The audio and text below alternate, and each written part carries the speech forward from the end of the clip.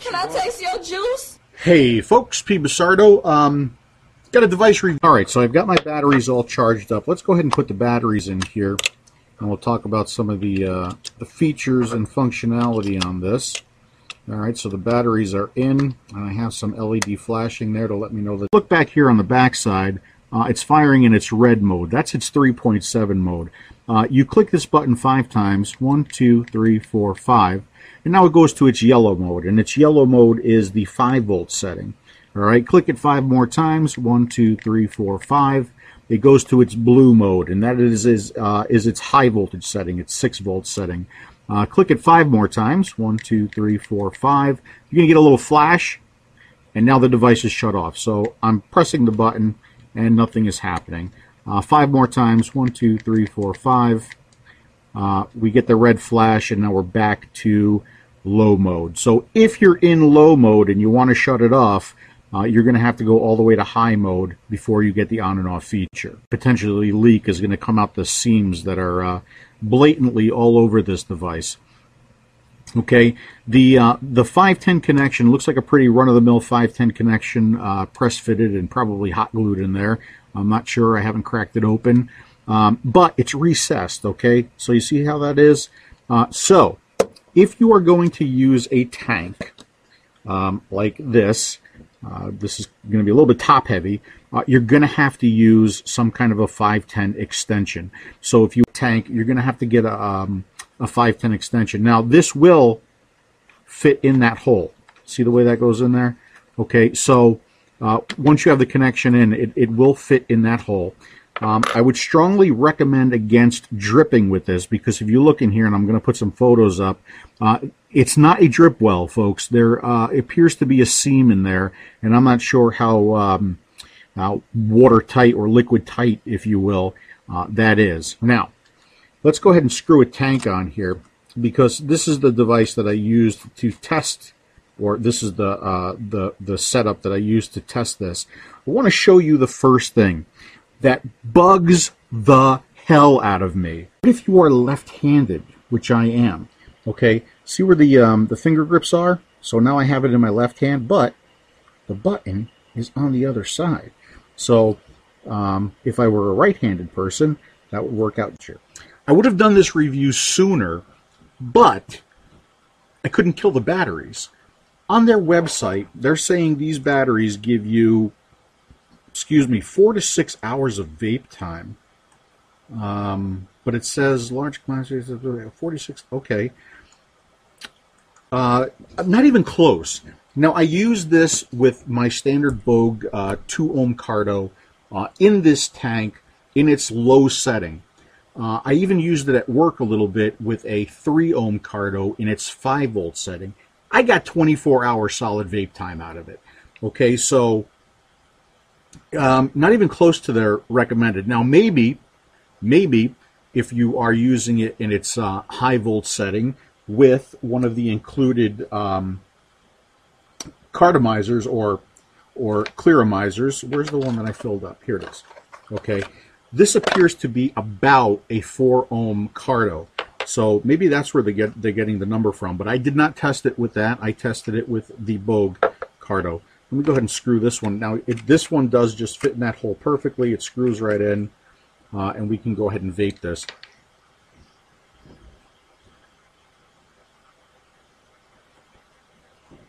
That's in its low mode.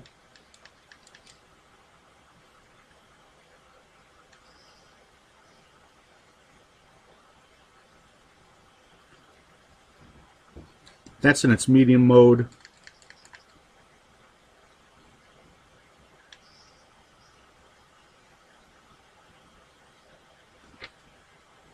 And that is in its high mode. Now, I will say this about this clearomizer. I tested it with my Bogue Cardo in a tank.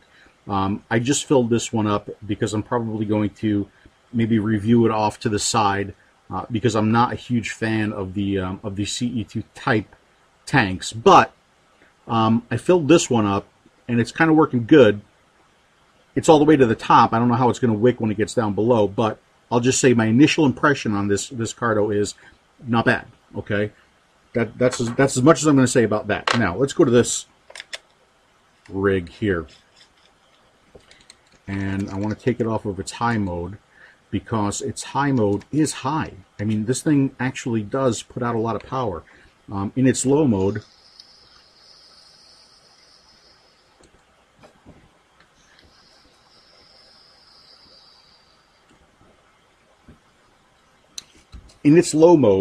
with my rig on there, Bogue Low Resistance Cardo, this is giving me plenty of vapor throat hit and flavor. So it's pushing power.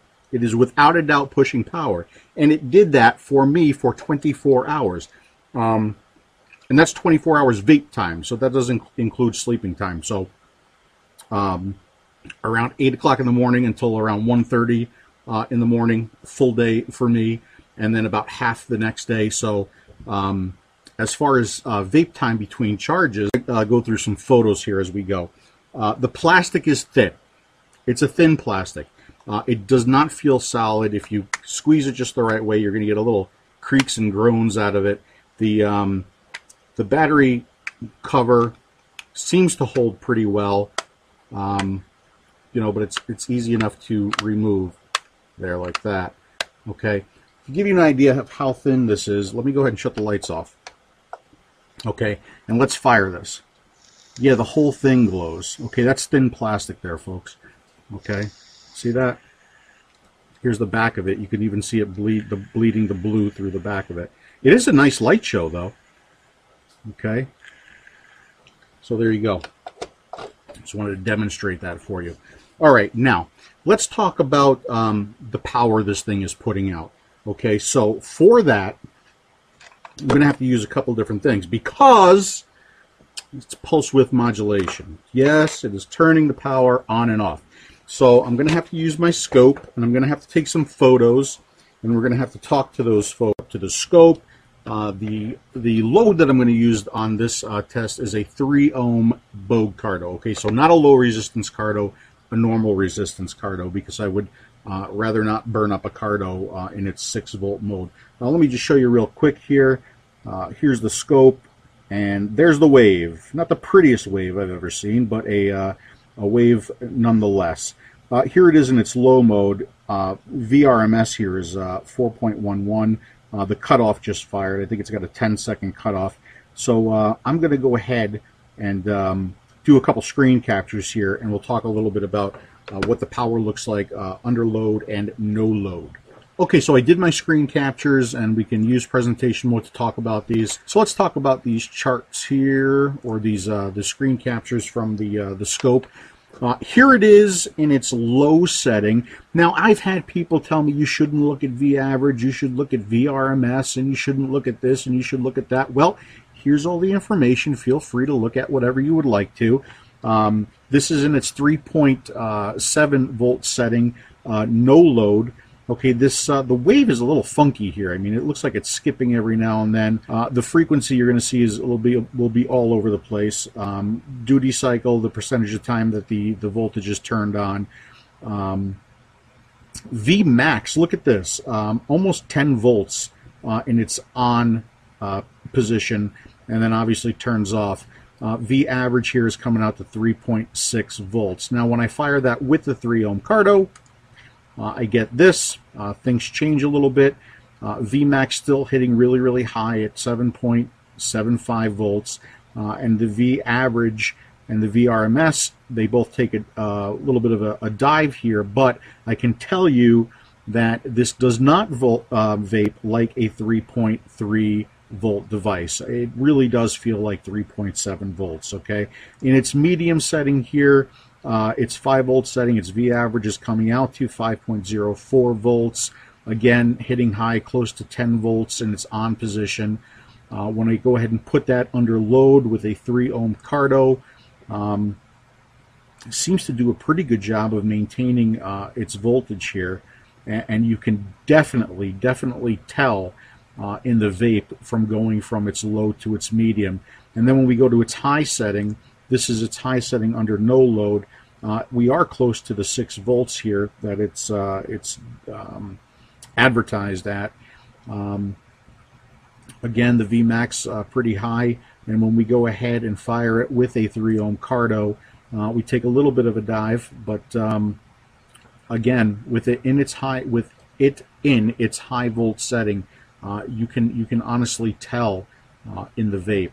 Okay, so there's the numbers for you. A little more power here in its low setting. Let's go ahead and put it in its medium setting on a 2 ohm, which is not something I would normally do.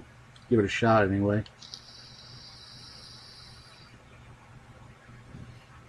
Tasting burnt there. Much more noticeable, like compared to the SVR when you go from setting to setting. Definitely a bigger increase. And let's put it in its high setting and hope that I don't fry the cardo. Ooh. You know when you're going from setting to setting. That is definitely putting out a fair amount of power. That was a horrible, dry, burnt hit right there. And that's much better, but now I got to give my cardo a little bit of time to soak. Okay, to use the clearomizer that comes with it, you're not going to have any issue at all. Okay, if you're going to use a tank, it's not going to work without a spacer. You're going to have a spacer if you want to use a tank on this one. And obviously you're going to have a spacer if you want to use one of the Ego Megas with the recessed 510 connection. And I'm not sure if I mentioned it or not, but this is a 510 connection on here. Okay, so the recessed Addy connection. We're still on negatives. The internals, okay, could potentially get juice. You could potentially get juice in there. Although this looks like a well in here, there are exposed seams. So if you have a leaky cardo, or if you're dripping, you got to be careful, because juice could seep in there and mess up your internals. Okay, so that's just something to be aware of. The button on it. The button, although it's clicky and responsive, okay, it's very cheap feeling, and it's a very easy press. You push this up against something, or you know, you have it in your hand the wrong way, this will fire. You do have the on and off feature. Okay. Now, the other thing too is this thing is powerful. Okay, it's powerful. So you need to be aware of what you're using and at what setting. Okay, because here's a 1.5 ohm cardo I have. Let me screw this in. In its low setting, it's firing. In its medium setting, it's firing. In its high setting, it's firing. Okay, and I did, on its high setting, throw it on the scope. Doesn't seem to be doing anything with the voltage like the lava tube does. Okay, it just fires at 6 volts. So you need to be aware of that. So if you're going to use it in its high voltage setting, you got to be careful as to what you have on it, because you could potentially pop your coils on your Addy or your cardomizer. Okay, so those are the negatives. The other negative, obviously, is I was satisfied. I wasn't wanting for anything. Power-wise, 24 hours worth of vape time for me in its low setting with a Bogue low resistance cardo. Made me a happy guy. Plenty of power.